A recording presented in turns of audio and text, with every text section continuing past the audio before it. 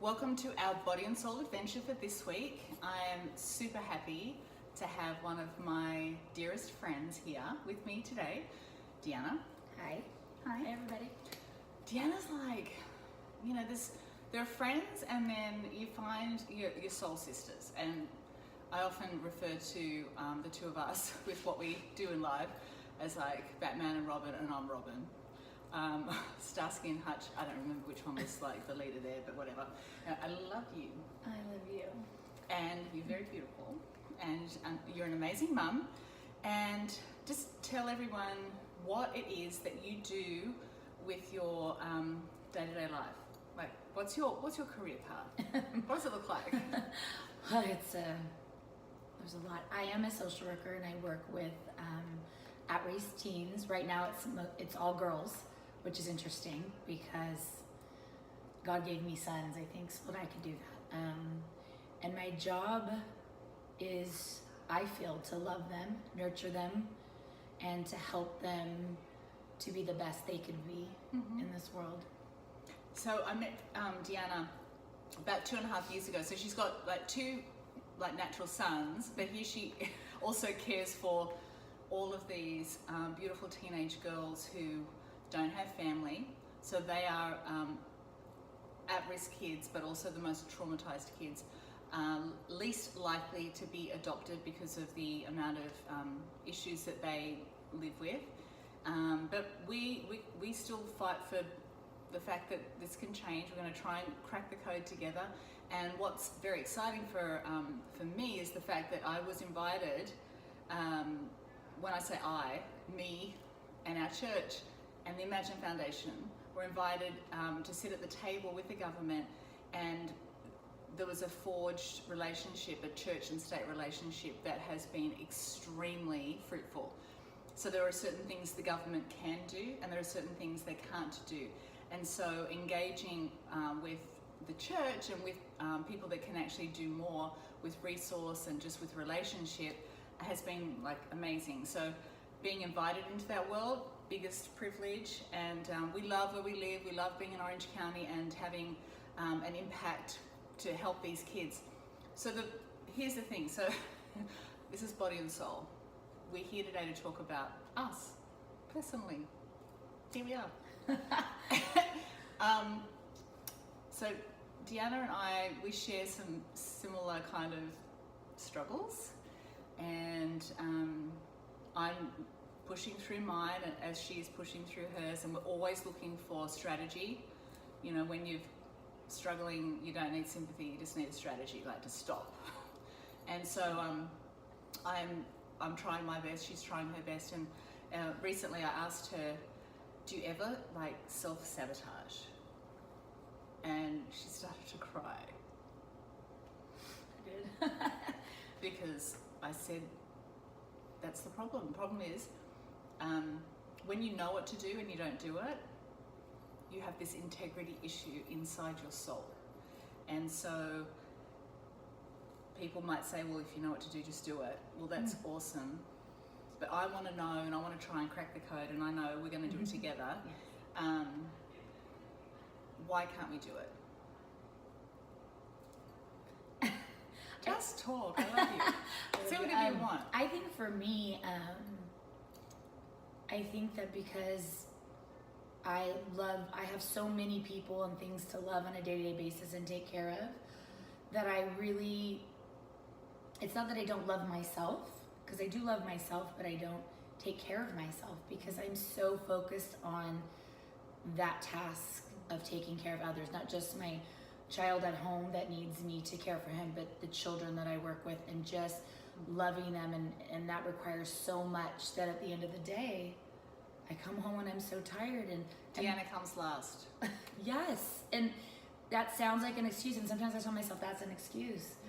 But when you get home at night, there's no energy because your emotional being is just so spent, and so I really struggle with taking my power back, and then, you know, making sure I take care of myself, and then I deal with that guilt. It's like a constant circle of guilt.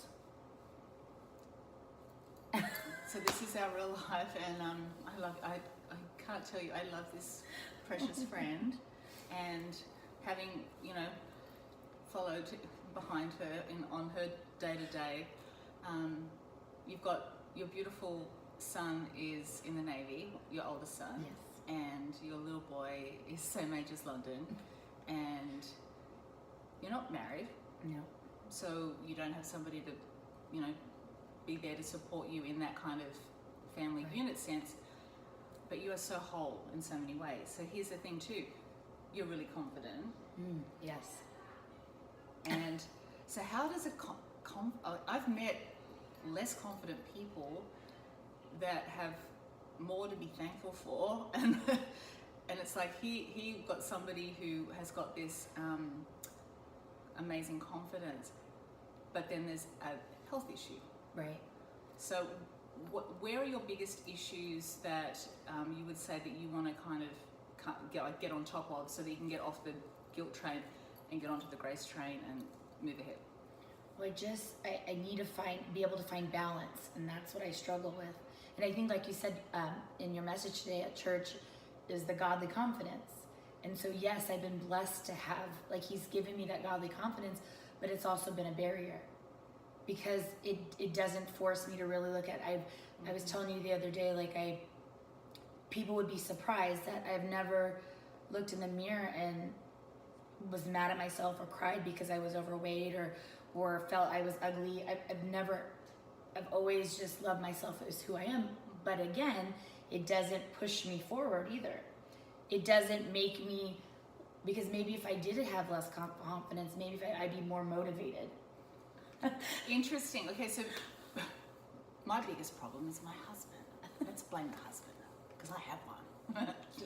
He's like, you're so beautiful.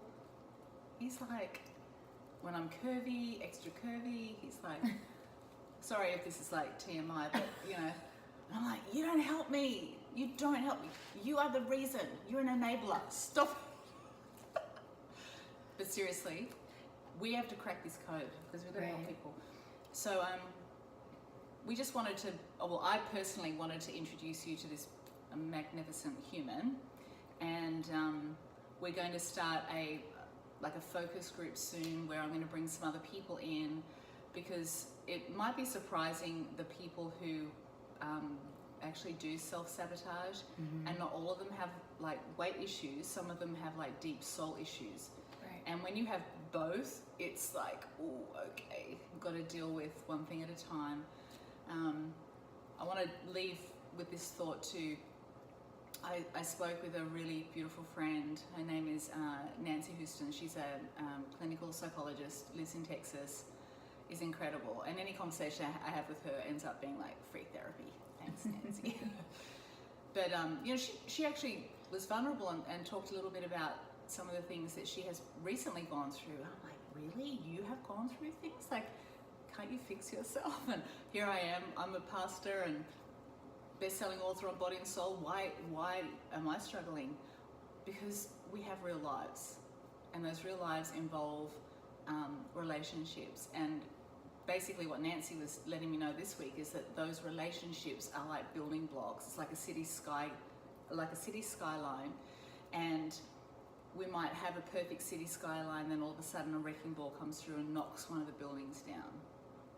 And I was raised with an amazing family, and so growing up I had a city skyline, and then once I started to have relationships with people, and I think it's just, you know, when there's a wrecking ball that's come through your life, you've got to see it, you've got to acknowledge it, and then you need to like rebuild, because confidence is really important. And I know too that my motivation I can't transfer my motivation or my discipline to Deanna. Deanna's got to find her own. And so for us to know that we do have access to this amazing godly confidence, and we have to own it and keep it and never throw it away, it's everything. So we're going to stay on this topic for a while, but do you want to close out with anything? I think it's important to find your why, and I'm still figuring that out. I mean, I have some idea of what losing weight and what freedom that would be for me, but it's keeping the why really close to you and trying to stay focused on that. Keeping the why high. Yeah, keeping the why high and finding that freedom, because it's different. My why is different than your why, and the freedoms that we get with losing weight are different, but yet also very much the same. And you know, the struggle is very much the same, like in a lot of ways. I think I'm going to share a photograph that Deanna shared with me today. It's of her as a little kid, and she's got this midriff on her shorts. She's like tiny, but so curvy. I'm like, wow, so beautiful. And you're curvy and you're beautiful now. And so you finding your freedom, the way that you know you need to find it, is everything. And so we want to help you find your freedom. It's not about being one particular size or shape.